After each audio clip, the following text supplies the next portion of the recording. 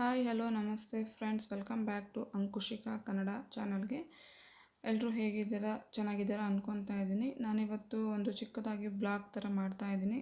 First time ಮಾಡ್ತಾ ಇರೋದು, ನೋಡೋಣ ಯಾವ ಥರ ಮಾಡೋದು ಅಂದ್ಬಿಟ್ಟು. ನನ್ನ ಚಾನಲಲ್ಲಿ ಯಾವಾಗಲೂ ಕುಕ್ಕಿಂಗ್ ರೆಸಿಪಿನ ಹಾಕ್ತಾಯಿದ್ದೆ. ಫಸ್ಟ್ ಟೈಮ್ ವ್ಲಾಗ್ ಮಾಡೋಣ, ಹೇಗೆ ಅನಿಸುತ್ತೆ ನೋಡೋಣ, ರೆಸ್ಪಾನ್ಸ್ ಹೇಗೆ ಬರುತ್ತೆ ನಮ್ಮ ಸಬ್ಸ್ಕ್ರೈಬರ್ಸಿಂದ ಅಂತಂದ್ಬಿಟ್ಟು ಮಾಡ್ತಾಯಿದ್ದೀನಿ.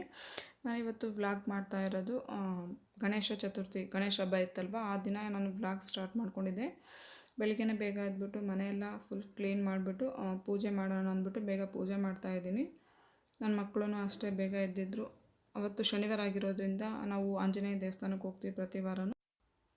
ಬೇಗ ಪೂಜೆ ಎಲ್ಲ ಮುಗಿಸ್ಕೊಂಡ್ಬಿಟ್ಟು ದೇವಸ್ಥಾನಕ್ಕೆ ಹೋಗಿ ಬಂದರೆ ಗಣೇಶ ಕೂಡಿಸೋದ್ರೊಳಗೆ ನಾವು ಪ್ರಸಾದ ರೆಡಿ ಮಾಡ್ಕೊಳ್ಳೋಣ ಅಂದ್ಬಿಟ್ಟು ಬೇಗನೆ ಮಾಡ್ತಾಯಿದ್ದೆ, ಎಲ್ಲ ಕೆಲಸನೂ ಮುಗಿಸ್ಕೊತಾ ಇದ್ದೆ.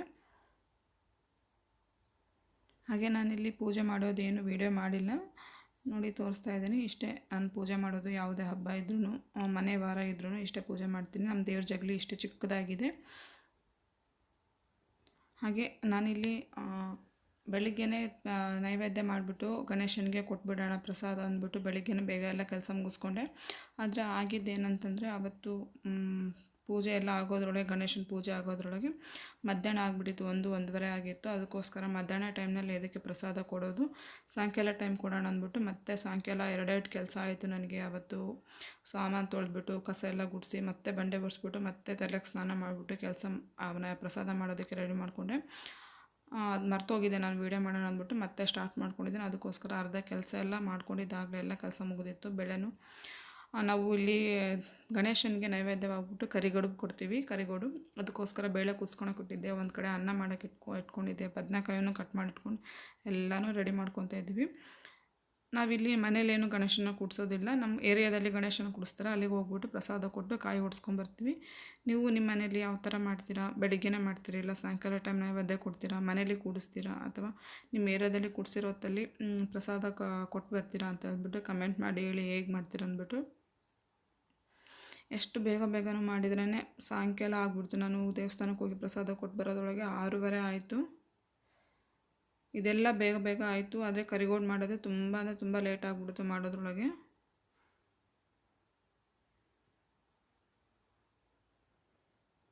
ಒಂದೊಂದೇ ಕೆಲಸ ಮುಗಿಸ್ಕೊಳೋದ್ರೊಳಗೆ ಟೈಮ್ ಆಗಿಬಿಡುತ್ತೆ.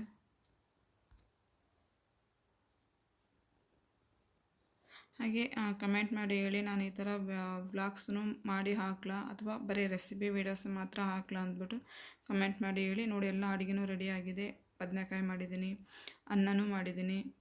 ಹಾಗೆ ಹೋಳಿಗೆ ಸಾರು ಕುದಿಯೋದಕ್ಕೆ ರೆಡಿ ಆಗಿದೆ. ಹೋಳಿಗೆ ಸಾರು ರೆಸಿಪಿ ಯಾರಾದರೂ ನೋಡಿಲ್ಲ ಅಂದರೆ ನನ್ನ ಚಾನಲಲ್ಲಿ ಆಲ್ರೆಡಿ ಅಪ್ಲೋಡ್ ಮಾಡಿದ್ದೀನಿ, ವಿಡಿಯೋನ ನೋಡ್ಬೋದು. ಹಾಗೆ ಹೂರಣನೂ ರೆಡಿ ಮಾಡಿಟ್ಕೊಂಡಿದ್ದೆ.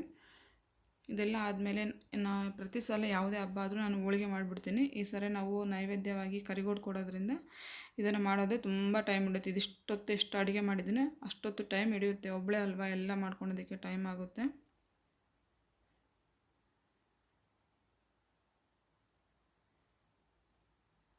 ನಾವು ಹೊಸದಾಗಿ ಇಲ್ಲಿಗೆ ಶಿಫ್ಟ್ ಆಗಿರೋದ್ರಿಂದ ಇಲ್ಲಿ ಹೇಗೆ ಮಾಡ್ತಾರೆ ಅನ್ನೋದು ಫಸ್ಟಿಗೆ ಗೊತ್ತಿದ್ದಿಲ್ಲ. ನಮ್ಮೂರಲ್ಲಾದರೆ ಬೆಳಿಗ್ಗೆನೇ ಕೊಟ್ಬಿಡ್ತೀವಿ ನಾವು. ಇಲ್ಲಿ ಮಧ್ಯಾಹ್ನ ಟೈಮ್ ಪೂಜೆ ಆಗಿರೋದ್ರಿಂದ ಬೇಡ ಅಂದ್ಬಿಟ್ಟು ಸಾಯಂಕಾಲ ಕೊಡ್ತಾಯಿದ್ದೀನಿ. ಆದರೆ ಇಲ್ಲಿ ತುಂಬ ಚೆನ್ನಾಗಿ ಮಾಡ್ತಾರೆ ಗಣೇಶ ಹಬ್ಬನ.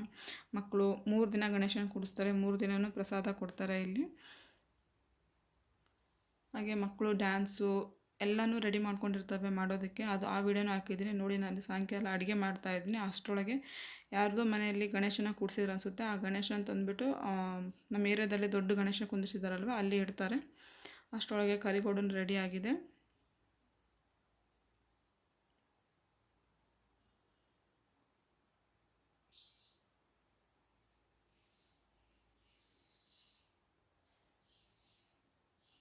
ಎಲ್ಲನೂ ರೆಡಿ ಆಗಿತ್ತು.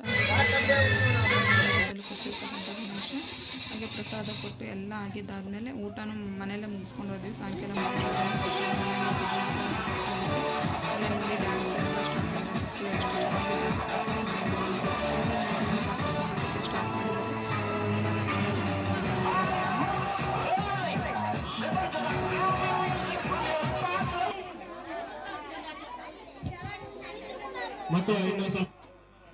ಹಾಗೆ ಇಲ್ಲಿ ನೋಡಿ, ಒಂದು ಹುಡುಗಿ ಎಷ್ಟು ಚೆನ್ನಾಗಿ ಡ್ಯಾನ್ಸ್ ಮಾಡಿದ್ರು, ತುಂಬ ಚೆನ್ನಾಗಿ ಡ್ಯಾನ್ಸ್ ಮಾಡಿದ್ಲು. ಮಕ್ಕಳನ್ನ ಅಷ್ಟೇ 3 ದಿನವೂ ಫುಲ್ ಖುಷಿಯಿಂದ ಮನೆ ಹತ್ರನೇ ಇರ್ತಿದ್ದಿಲ್ಲ, ಮನೆಯಲ್ಲೇ ಇರ್ತಿದ್ದಿಲ್ಲ, ಬರೀ ಗಣೇಶನ ಹತ್ರ ಹೋಗ್ಬಿಟ್ಟು ಅಲ್ಲೇ ಕೂತ್ಕೊಂಡಿದ್ರು, ಅಲ್ಲೇ ಆಟ ಆಡೋದು. ಹೆಂಗಿದ್ರು ಪ್ರಸಾದನ ಅಲ್ಲೇ ರೆಡಿ ಮಾಡ್ತಿದ್ರು, ಅಲ್ಲೇ ಊಟ ಮಾಡಿಕೊಂಡು ಅಲ್ಲೇ ಆರಾಮಾಗಿ ಆಟ ಆಡ್ಕೊಂಡಿದ್ರು 3 ದಿನ.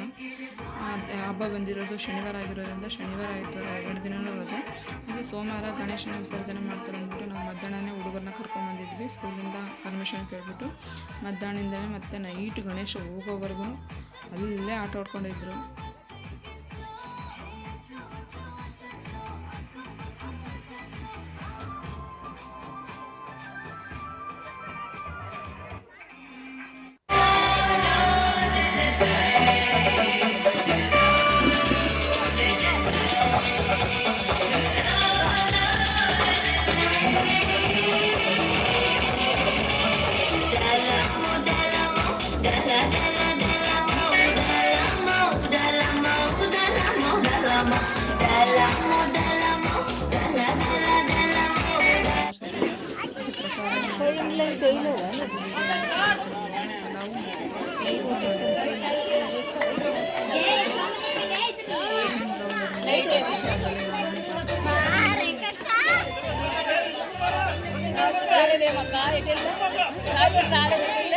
అక్కడ మా అబ్బాయి డాన్స్ కింద పోనీ కింద భారతి డాన్స్ అక్కడ స్కూల్ తరఫున ಇಲ್ಲ ಇತ್ತಡೆ ಕೂಡೆ